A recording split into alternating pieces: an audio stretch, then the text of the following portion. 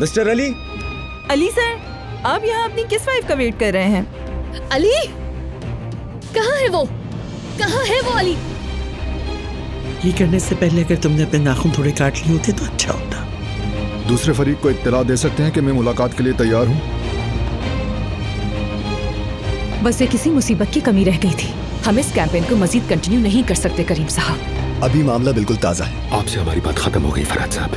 लेकिन करीम साहब, हम बतौर एजेंसी। आप जा सकते हैं। ये तुमने मेरे साथ क्या किया लीना? मैं कह रही हूँ कल रात जो हुआ उसका तुमसे कोई ताल्लुक नहीं है। रात को जो उसने झूठ कहा उसका हिसाब देना होगा। तुम्हारे पेट में मेरा बच्चा सांस ले रहा है, लेकिन फिर भी मेरी कोई वैल्यू नहीं है। तुम्हारा बच्चा? कहा तुमने? क्या मतलब इस बात का तुम्हारा बच्चा? ये मोहब्बत बदुआ बन गई है, ये सजा